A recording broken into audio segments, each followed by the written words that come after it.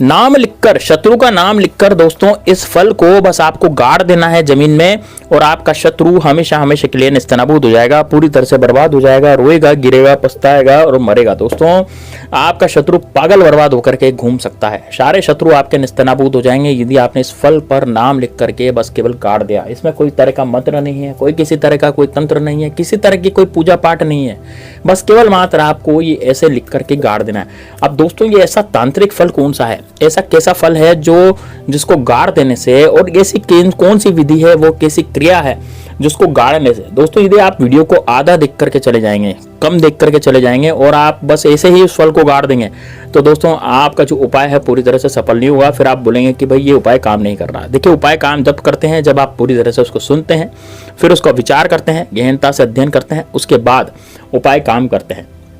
तो दोस्तों देखिए, यदि आपका दुश्मन आपको बहुत ज़्यादा परेशान करता है, आपको जीने नहीं देता, चैन से रहने नहीं देता, आपकी ज़िंदगी में रोड़े अटका रहा है, आपकी ज़िंदगी में बाधाएं मचा रहा है, तो दोस्तों ये वाला उपाय सिर्फ और सिर्फ आपके लिए होने जा रहा है। यदि आप अपने जीवन से, शत्रुओं से बहुत ज़्यादा परेशान हो चुके हैं, और यदि आपको ऐसा लगता है कि यार अब तो मुझे शत्रुओं ने चारों तरफ से घेर लिया, अब तो मुझे कोई चारा नजर नहीं आ रहा, अब तो मुझे कुछ ये नजर नहीं आ रहा यार कि मैं अब क्या करूँ, मेरे शत्रु को किस तरह से मैं परास्त करूं, तो दोस्तों बस ये वाला उपाय सिर्फ और सिर्फ आपके लिए है।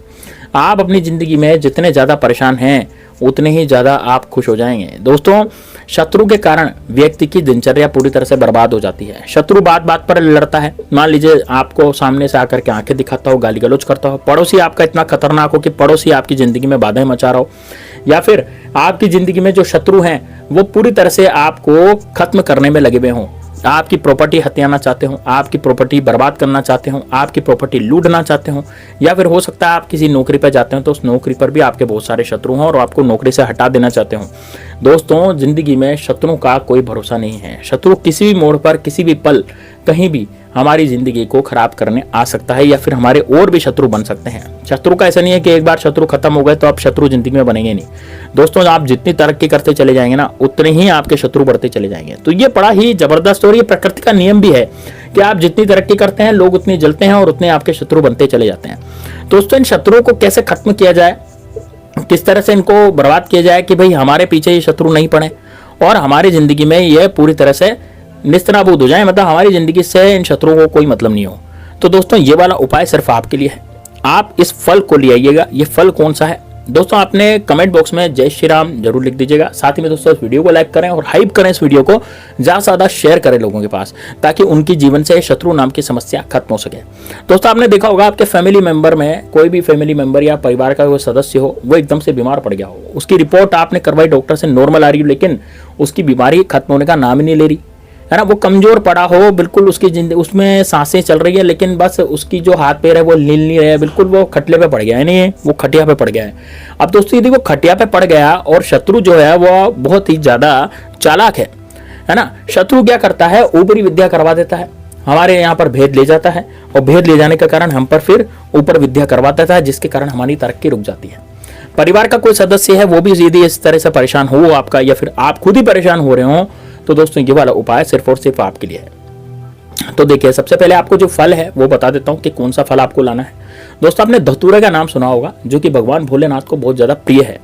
ये धतूरा जो है ये भगवान भोलेनाथ के चढ़ा जाता है सोमवार को, और धतूरा जो होता है वो इतना तांत्रिक फल होता है, यानी कि इतना जबरदस्त फल होता है कि इससे कई तरह की तंत्र क्रियाएं की जाती है। अब दोस्तों धतूरे का प्रयोग करके आप अपने जीवन में बहुत ज्यादा खुशहाली ला सकते हैं, अपने शत्रु का नाश कर सकते हैं, और अपनी जिंदगी में जितने भी शत्रु आपकी जिंदगी में आए हैं जो आपको परेशान करते हैं, उन सारे शत्रुओं की जिंदगी आप खराब कर सकते हैं। लेकिन दोस्तों उन शत्रुओं से आप बच भी सकते हैं इस फल के द्वारा। तो आप क्या करेंगे, सबसे पहले धतूरा लेकर के आएंगे। लेकिन दोस्तों धतूरा लाने का क्या तरीका है, धतूरा ऐसे थोड़ी तोड़ के लाना है। आप देखें अपने कॉलोनी में, अपने जहां भी आप रहते हैं वहां पर आसपास, जैसे सड़क के किनारे है ना, पटरी के किनारे, रेल की पटरियां जो होती है उसके किनारे, कहां पर धतूरे का वृक्ष लगा हुआ है, धतूरे की झाड़ी होती है, झाड़ी में धतूरा आता है। बहुत सारे धतूरे मिलते हैं, कांटेदार होता है जैसा कि आप चित्र में देख रहे हैं। अब दोस्तों आप देखेंगे कहां पर धतूरा उगा है, जहां पर भी उगा है और जहां पर आप तोड़ सकते हैं, तो वहां पर आपको जाना है और जा करके वहां पर हाथ जोड़ना है। हाथ जोड़ करके वृक्षराज से विनती करनी है कि हे वृक्षराज, आप सब जानते हैं मैं अपने दुश्मन के सर्वनाश के लिए, मेरे दुश्मन बहुत पीछे पड़ गए हैं और मेरे दुश्मन मेरा काम बिगाड़ देते हैं, है है ना। आप अपने दुश्मन का नाम भी ले सकते हैं, जैसे मान लीजिए आपका कोई पड़ोसी है जिसका नाम आप जानते हैं, या आपके सामने से आकर कोई लड़ता जिसका नाम आप जानते हैं, उसका नाम भी ले सकते हैं। और यदि नाम नहीं जानते तो आप कह सकते हैं कि मेरे समस्त शत्रु का नाश करने के लिए मैं आपका ये फल ले जा रहा हूं, जो कि धतूरा के नाम से मशहूर है, और ये फल आप हमें देने की कृपा करें। ठीक है ना। हाथ जोड़े, बड़ी विनम्रता के साथ आप धतूरे को तोड़ें। धतूरे को तोड़ते समय ध्यान रखें आपके हाथ में कांटा नहीं चुभना चाहिए। धतूरे को तोड़ लें। धतूरे को तोड़ने के बाद इसको घर ले आए। घर ला करके इसको गंगा जल से स्नान कराएं, या फिर आप इस साफ पानी, शुद्ध पानी से भी धो सकते हैं। परंडी पे जो पानी रखा रहता है अपना, मटकी वाला पानी, उससे आप धो सकते हैं। जिस पानी को आप पीते हैं ना, उससे आप इसको धो सकते हैं भाई। तो साफ स्वच्छ जल से इसको आप धो लें। एक बार धोने के बाद अब क्या करेंगे, अब आपने धतूरे को तो धो लिया। धतूरे को धोने के बाद दोस्तों अब एक काले कलर का मार्कर आपको लेना है। आप चाहे तो काजल ले सकते हैं, चाहे तो काले कलर का मार्कर ले सकते हैं, आप कुछ भी ले सकते हैं, कोई दिक्कत नहीं है ना। काजल भी काला ही चलता है, लेकिन काले कलर की सही काला ही कुछ लेना है, जैसे काजल हो गया या काले कलर का मार्कर हो गया। ठीक है ना। मार्कर क्यों ले रहा हूँ, क्योंकि मार्कर और स्केच पेन जो होता है वो आगे से बहुत सॉफ्ट होता है, इस कारण से धतूरे में घट्टा नहीं पड़ेगा, धतूरे में गुदरा नहीं रहेगा, नहीं गुदेगा नहीं धतूरा। ठीक है ना। आप लिखेंगे तो ठीक है। तो आप क्या करेंगे, धतूरे पर काले कलर के मार्कर से अपने शत्रु का नाम लिख देंगे। अब दोस्तों आप अपने शत्रु का नाम, मान लीजिए मेरे शत्रु का नाम तो अजय है, तो मैं वहां अजय लिख दूंगा, लेकिन आप क्या लिखेंगे, तो आपको अपने शत्रु का नाम लिखना है, और शत्रु के आगे का नाम लिखना है, पीछे का नाम नहीं लिखना है, यानी कि सरनेम नहीं लिखना, आगे का ही नाम लिखना है अजय, जो भी आपके शत्रु है ना। और यदि आपके शत्रु बहुत सारे हैं, आपको लगता है कि यार मेरे तो बहुत सारे शत्रु हैं, यानी मेरी जिंदगी में तो शत्रु ने हाहाकार मचा रखी है, उन सारे शत्रु का नाम मैं कैसे लिख सकता हूँ। तो यदि आपको कोई गुप्त शत्रु है ना, आपको लगता है कि यार मेरे तो गुप्त शत्रु पीछे पड़ गए हैं, तो आप क्या करेंगे, आप सर्व शत्रु लिख देंगे। वहां पर क्या लिखेंगे, काले कलर के मार्कर से धतूरे पर सर्व शत्रु। तो जो आप सब सर्व शत्रु वहां पर काले कलर के मार्कर से लिखेंगे, तो उसके बाद अब आप क्या करेंगे दोस्तों, उसके बाद चाकू से इस धतूरे के 2 कर देंगे, यानी कि 2 पीस कर देंगे। अब चाकू से 2 पीस करने के बाद एक लेंगे लोहे की कील। लोहे की कील दोस्तों टेढ़ी नहीं होनी चाहिए, जितनी ज्यादा पुरानी उतनी अच्छी। आपके घर में यदि पुरानी लोहे की कील पड़ी है तो सबसे बेस्ट है, लेकिन वो टेढ़ी नहीं होनी चाहिए। टेढ़ी है तो उसको सीधी कर ले, ठीक है ना।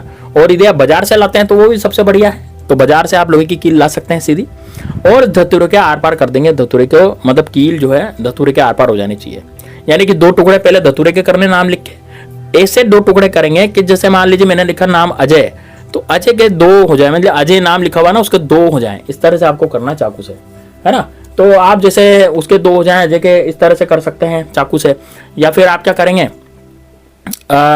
आप शत्रु लिखते हैं, मान लीजिए वहां पर मम शत्रु या सर्व शत्रु लिखते हैं, तो सर्व शत्रु के भी ऐसे करेंगे टुकड़े के 2 हो जाए। अब उसके बाद कील ऐसी लगाएंगे इसके अंदर, धतूरे के अंदर, कि कील से ये दोनों धतूरे जो अलग अलग हुए हैं ये बिल्कुल एक हो जाए। कील ऐसी आर पार करेंगे।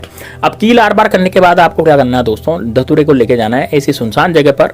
आप किसी शमशान घाट में भी जा सकते हैं, मसान घाट में भी जा सकते हैं जहाँ पर मुर्दों को जलाया जाता है, या फिर आप एक ऐसी एकांत जगह पर जा सकते हैं जहाँ पर कोई आता जाता नहीं है ना। आपको ये क्रिया करते समय कोई देख न ले, वहां पर आप क्या करें, एक सुनसान जगह पर जाएं, वहां पर आप गड्ढा खोदे जमीन में, लगभग थोड़ा सा खड्डा खोदें कि भाई धतूरा जो है उसके अंदर आ जाए, खड्डे के अंदर। गड्ढा खोद के धतूरे के अंदर, इस खड्डे के अंदर धतूरे को गाड़ दें, और उस पर आप वापस से मिट्टी ढक दें। मिट्टी ढकने के बाद ऊपर पत्थर रख दें, उस पर बड़ा सा पत्थर रखने के बाद दोस्तों वापस आ जाएं घर पे, और वापस आने के बाद आपको पीछे मुड़ करके नहीं देखना कि आपने क्या किया क्या नहीं किया। ये उपाय दोस्तों आपको मंगलवार के दिन करना है, आपको ये उपाय शनिवार के दिन करना है। मतलब मंगलवार के दिन कर सकते हैं, शनिवार के दिन कर सकते हैं, अमावस्या के दिन कर सकते हैं, पूर्णिमा के दिन कर सकते हैं, है ना। ये 4 दिन ऐसे हैं जब आप इस उपाय को कर सकते हैं, मंगलवार, शनिवार, पूर्णिमा और अमावस्या। बस ये 4 दिन ऐसे हैं जब आप इस उपाय को कर सकते हैं। तो बस आप खुद देखेंगे दोस्तों, आपकी जिंदगी से शत्रु नाम की बीमारी हमेशा हमेशा के लिए खत्म हो गई। आपकी जिंदगी में शत्रु बचे ही नहीं, है ना। जितने भी शत्रु थे वो सारे 24 घंटे के अंदर अंदर आपके निस्तानाबूद हो जाएंगे। आप खुद चमत्कार देखेंगे, बड़ा जबरदस्त है। एक बार आपने कर लिया तो दोस्तों यकीन मानिए आपकी जिंदगी से शत्रु नाम की बीमारी हमेशा हमेशा के लिए खत्म हो जाएगी। तो इसको जरूर कीजिएगा। मिलते हैं नेक्स्ट वीडियो में, तब तक के लिए जय श्री राम, जय बागेश्वर धाम सरकार, हर हर महादेव।